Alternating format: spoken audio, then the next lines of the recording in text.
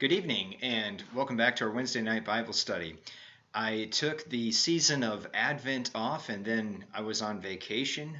We had Wednesday night services and confirmation classes happening, and so wanted to make sure that I'm doing these at times where I'm able to focus and really give you the best content I can. And so now we're going to be back on for the next couple weeks, and we're going to do that up until the Ash Wednesday, and then once again we'll be in the season of Lent, and I don't know. We'll see if we can keep going on after that, but we're good to go for the next few weeks. And so today we're actually beginning a new topic called the Smalcald Articles. If you haven't heard of the Augsburg Confession, and we did a study on that, I'm guessing that you probably haven't heard of the Smalcald Articles either. And so, again, if you'd like to find out more about the Augsburg Confession, I actually encourage that to be your starting point. We looked at several highlights from that over a series of weeks back in the late summer and fall. You can definitely do that. That's available to you on our YouTube channel, and we'll put something up over here so you can see it. And right now we're going to dive in, though, to the Smalcald Articles. And so this study is going to be another bit of history. We did this for the Augsburg Confession. We looked at some of the main characters and circumstances and really the what of the Augsburg Confession. And we're going to do the same thing here. So today we're going to learn a little bit of history. We're going to learn some lessons on the faith. And also we're going to learn that a wagon ride can cure kidney stones. Who knew? So stick with me for that. All right, so we're going to begin with this. And I should also note, every time I think I'm going to get started, I always have to add more preface. It's kind of a bad habit. But anyway, we won't have any slides or anything like that, up in the corner above me for this study. We're going to bring those back in next week, but we've had some emergency repairs done to our house, and I've just had my hands completely full. So anyway, we're just going to talk this one out, and what I can do maybe is put my notes in the comments section. That's what I'll do. So that way you can kind of see some of the dates and names and whatnot, sort of reinforce what you're hearing and seeing from me now. And beyond that, we'll just let the wisdom of these books behind me just sort of shoot over my shoulders and into your minds and into your hearts. So anyway, we'll begin with the Smalcald Articles and get a little bit of background. So let's go to the year 1536. 1536. The Reformation has been going on now for almost 2 full decades. 1517 was when the 95 Theses were nailed to the door of the church in Wittenberg, and so many say that that is the beginning of the Reformation. So we'll say 2 full decades almost of reforming has been going on. Up to this point, the papacy has not been able to completely squash the Lutheran Reformation, and in fact, there are other reformers who are starting to stand out as well. Plus Luther, for this time now, has been enjoying the protection of Frederick the Wise, the Elector of Saxony, and he's also been enjoying the power of the printing press. So the Reformation has been growing and spreading, while the Catholic Church has been unable to get in the way. And for all this, for all the success that the Reformation has had, though, the one place where the Reformation hasn't been successful is within the Catholic Church. Everything that Luther had written and said had pretty much fallen on deaf ears. The same can be said for all the other reformers who tried to appeal or correct the things that were going on within the Catholic Church. So you still have a lot of corruption. You still have a lot of people buying their way into the priesthood, and they only want that position for the comfort and money and influence it gives them, and not really to be a shepherd of souls and to do the work that God calls a priest to do. That plus, of course, you have adultery and gluttony and other forms of corruption. You have the people being oppressed underneath the papacy, both by its teachings that teach a doctrine of works in order to gain salvation, as well as the selling of indulgences, pressuring people into paying off their family members' time in purgatory. And yeah, so there's still a whole lot going on that hasn't changed within the Catholic Church. And so uh, in 1536, we're at this time after the Augsburg Confession had been presented.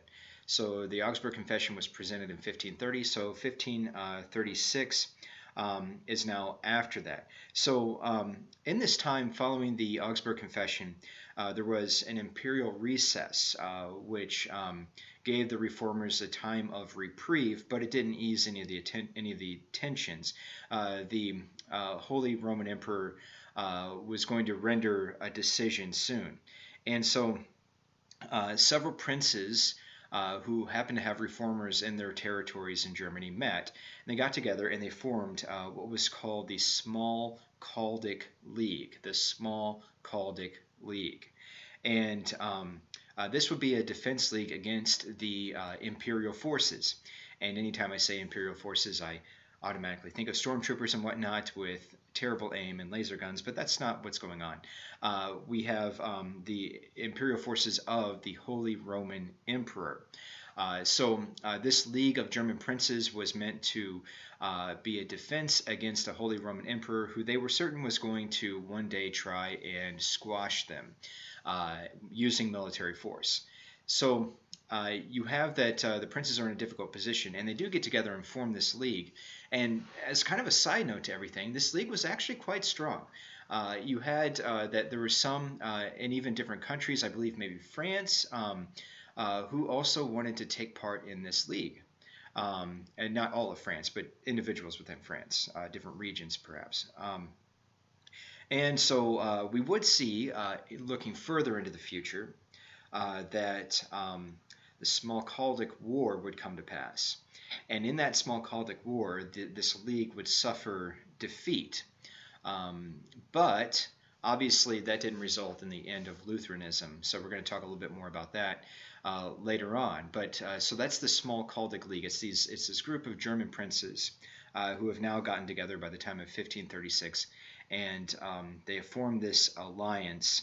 And in the time of 1536, you have now that finally the Pope is calling for a council of the Church, and the council of the Church was meant to was stated with one express purpose. It was called with one purpose, and that is to squash Lutheranism, to squash the Reformation in general and every form of it, wherever else it was. So yeah, that's not great. The previous, this is Pope Paul. There were two popes in Luther's time before this, when Luther began the Reformation, and neither really had adequately dealt with the Reformation. And now, and the Holy Roman Emperor had been distracted by his warfare against the Turks, who were trying to invade Europe, to really turn his attention to it wholeheartedly. And so every now and then there would be a reprieve. And so the calling for the Council of Augsburg was one. And now the emperor was putting pressure on Pope Paul, here again, to call a council. The Pope did so, but again, the express intent of that council was to crush the Reformation.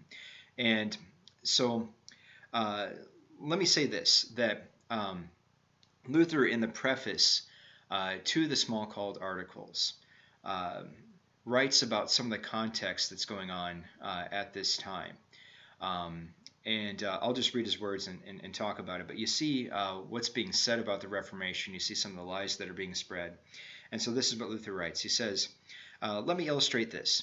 There was a doctor here in Wittenberg sent from France, who reported in our presence that his king had been persuaded beyond a doubt that among us there is no church, no government, and no state of matrimony, but that all live promiscuously like cattle, and everybody does what he pleases. Imagine how those will face us on the last day before the judgment seat of Christ, who in their writings have urged such big lies upon the king and foreign peoples as if they were the unadulterated truth. And so a doctor had visited Luther at some point prior to his writing of this preface, and talked about some of the rumors that were being formally taught by, again, princes and priests in those days. Um, and it was said about the reformers that they were just, living licentiously in adultery and just, again, doing whatever they wanted. And so you see that even the Reformation, for as powerful as a movement as it was, and it was indeed powerful, it wasn't immune to lies. It wasn't immune to pressures from the outside and rumors. And so this is why we see some of these documents emerge like this. Clarifying doctrines or documents, doctrinal statements to say this is who we are, this is what we believe. Luther was not only fighting against Rome, but he was also in a way fighting against history.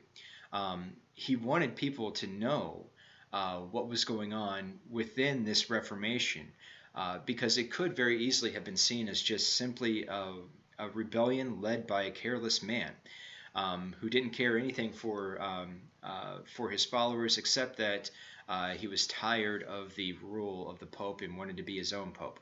And again, those rumors were about. So in these documents, we not only get a sense of what was taught, but also the character of the people who are trying to teach them. And they're very much aware of these things, very much aware of how history might write about them.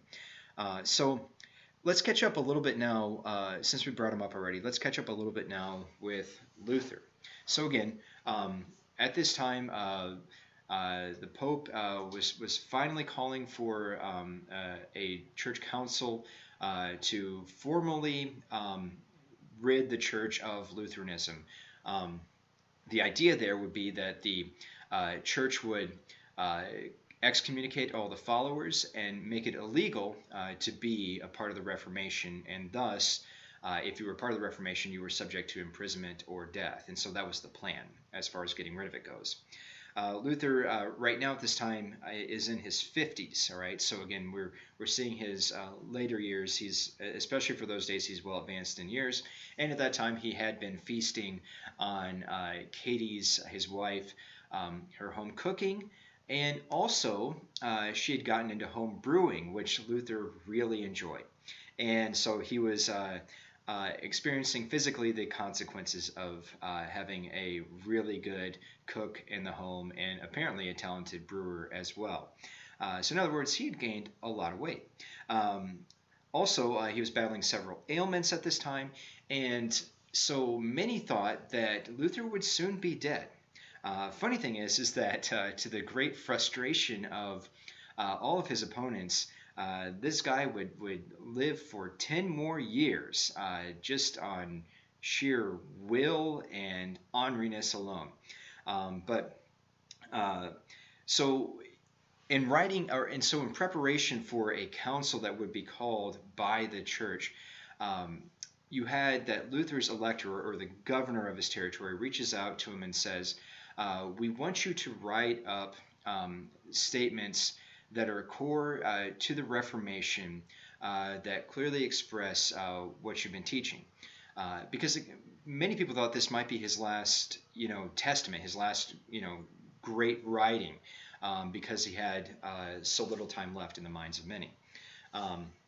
And so this is what Luther writes about this as well. He says, nevertheless, this is in the preface to the Smalcald Articles. Nevertheless, I have decided to publish these articles so that if I should die before a council meets, which I fully expect, for those knaves who shun the light and flee from the day take such wretched pains to postpone and prevent the council. Those who live after me may have my testimony and confession, in addition to the confession which I have previously given, to show where I have stood until now, and where, by God's grace, I will continue to stand. And so this also brings up another point. So a council had been called for, but a date and a location at this point had not yet been set. The council that would happen eventually would be known as the Council of Trent, and that's a whole big pot of history to get into, but that wouldn't happen for many years actually from now. So they were still trying to settle on a location and a date and all this, and I think there's a whole lot of political maneuvering around this as well, as you might imagine, because it wasn't just theology that was at stake, but there was a lot of land and territory and money and everything else going on as the church was so closely associated with the government. So that you have all that maneuvering happening around a council that is meant, that is intended at least to bring clarity. All right, so then we have the council at Smalcalled. So, in response to a church-wide council being called, it was the idea came about among the reformers to hold a council at a city called Smalcalled, and so this council was a council of German theologians and some princes who followed the Reformation. And so at this council, the first order of business was to cover the Augsburg Confession in detail in order to discover if there was still unity among them from back in 1530 when this was first presented. So they're just kind of doing a quick check-in with everybody.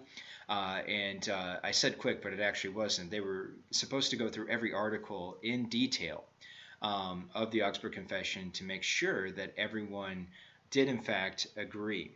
And I'll point this out right now. That isn't that amazing that that in the minds of the reformers, in order to have unity, it wasn't first an act of diplomacy. It was an act of common belief. And so that was really the test of true unity. It wasn't a test of how well we can get along together and where we can make concessions or not. But the first order of business was to say, okay, what does everyone here actually believe? Do you still believe what you said you believed when the Augsburg Confession was written? Okay, and let's go over every article in detail and make sure. Does anybody have any objection to any statement, sentence, word? And they would actually work on that detailed of a level. That might seem tedious to us, but I think, again, in a way, it shows the heart of the reformers. What they wanted was truth. What they wanted was real unity. So Luther, though, was late for the start of this conversation.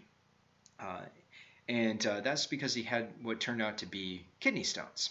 And many thought that he would die, because the kidney stones were giving him quite the problem. And so, in fact, actually, on the wagon trip to the city of Smalcalled, Luther was in such pain that he had to stop.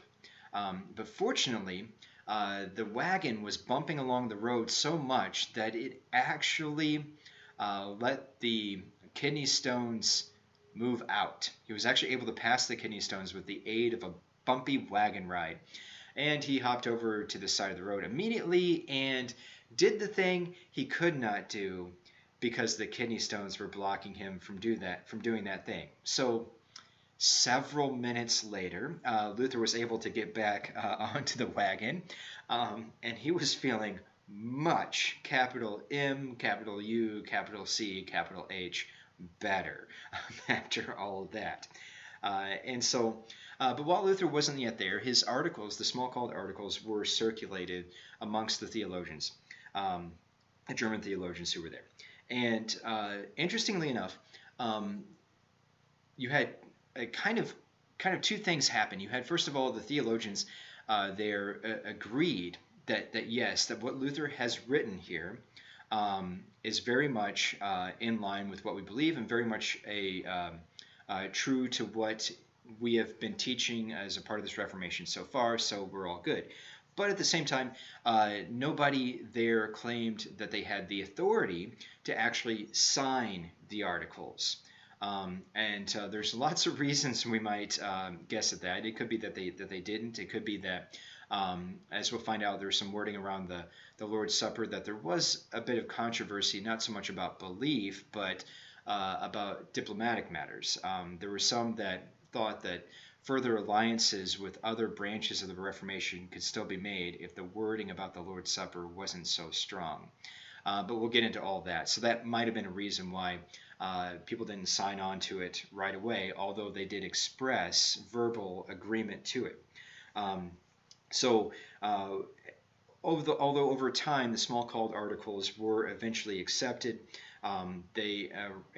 within Lutheranism they're seen as an accurate exposition of the Augsburg Confession. And also these Smalcald Articles, and really one of the other major reasons that Luther wrote them, was that they cover some areas of doctrine that were not covered in the Augsburg Confession. So we're gonna get into that as well. And then also it provides sort of an updated statement of beliefs, because of course from the time that Luther had nailed the 95 Theses to the door, to his writing of the Small and Large Catechisms, to the Augsburg Confession, and now to this point in history, which by the way we're now in 1537, you had that situations were changing, the storyline was moving along, so Luther needed to further clarify his beliefs in response to some of those things. You had people who followed Zwingli, who was another reformer that Luther disagreed with, so there's some clarification that needs there. There's further clarification about his views on the Pope that needs to be made formally in a statement like this. So there were other reasons for the Smalcald Articles. There were areas that needed to be covered, and other areas that needed to be sharpened in light of developing circumstances. But again, this was eventually adopted as a confessional document, and so you can find it in the Book of Concord, just like you can find the Small and Large Catechism, the Augsburg Confession, the Apology to the Augsburg Confession. So it's right there among them. And one other big impact of these articles, again, is that it strengthened the Lutheran viewpoint on the Lord's Supper. It further clarified that we do indeed believe that the body and blood of Jesus Christ is actually present in and with the bread and wine of communion. But, of course, we'll have more on that later on. So there you go. That's a little bit of a background for the Smalcald Articles. I hope it wasn't overly confusing. I'll circle back and post maybe a link to my notes in the comments section. Yeah, that's what I'll do. I'll post a link. That'll be easier. So you can see that. And just kind of, I'll summarize here just a couple lessons as well that we got perhaps from this, or a few takeaways. First of all, fellowship. Fellowship isn't easy. You have that, again, the Reformers had a great concern for actual and true unity. And there were those counted amongst the Reformation that really had, disagreements with Luther, and it was there were some breaking points. Again, a lot of it centered around the Lord's Supper, but but Luther held true to this, along with many others, again, of the real presence of Jesus. And then so as far as fellowship goes, there's always going to be internal pressures like that, and then also with Luther you have the Pope bearing down on him. You have the promise of violence that might follow if Luther and all the reformers are indeed counted as outlaws. Well, Luther already was. But if the Smalcaldic League failed to be able to defend them, then they would soon face their own deaths. And so there's internal and external pressures, and there always will be when it comes to Christian fellowship in this valley of the shadow of death. One day, when Christ returns, it won't be that way. But for now, fellowship isn't easy. And so there's constant clarification, there's constant construction, there's constant renovation going on, constant reformation going on. So that's one thing. The other thing is rumors. If you remember, a while ago I read that quote where Luther talked about a doctor who had visited them from France, and he heard all the things that people in France were being taught about what the Reformation was. And so anytime anytime you stand for the truth, you're going to encounter lies that will attempt to silence you. You can expect that. You can count on it. And so maybe you're experiencing pressures or rumors because of your stance for the gospel. I would encourage you to stand strong in that, but also know that this is simply par for the course. God preserves and protects his church. He preserves and protects individuals in his church. He protected Luther against great pressures, and he will do the same for us So we must simply hold on to him above all else. And then finally, war and martyrdom. We take such a light view of doctrinal differences, but as I already mentioned, this Reformation would eventually um, lead to warfare in Germany, the Smalcald War, and you would have people who would lay down their lives for the sake of the gospel under those circumstances. And they would not concede. They would not say, well, we can be flexible here. If you want to believe that, we'll just be over here believing this, and then we'll all be fine. Contrast that today with our views typically. Uh, we are tempted toward a vain unity. The biggest church where the most people are happy is considered the best church. And yet, I think the reformers would tell us that there are other things worth thinking about, worth treasuring, even more than that. And of course, those things would be the truth. And again, real unity with one another.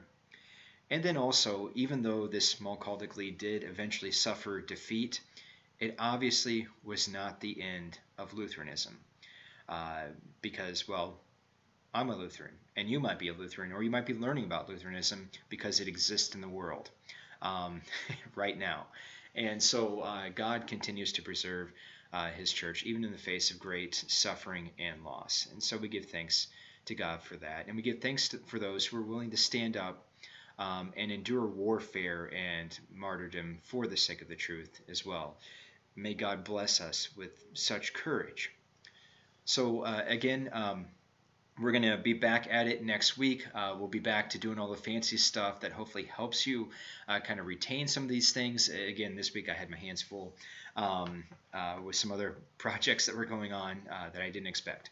But we will be back next week at 7 o'clock. If you have any questions, please let me know. Also, and you can do that in the comments section, or you can reach out to me through our church's website, goodshepherd.info. And then finally, please share this. Please subscribe to our channel. We are super close to 100 followers. We are just 14 people away from 100 followers at the recording of this video. So if you haven't subscribed yet, please do. That helps us to share this. Also, please share this. So that way, maybe somebody who needs to hear this, or maybe somebody who wants to find out more about Lutheranism, maybe you have a history buff in your life, might be interested in these things. So anyhow, we'll be back next week, and we'll be talking about Luther's first article in the Smalcald Articles, which, not surprisingly, centers around justification. We'll see you then.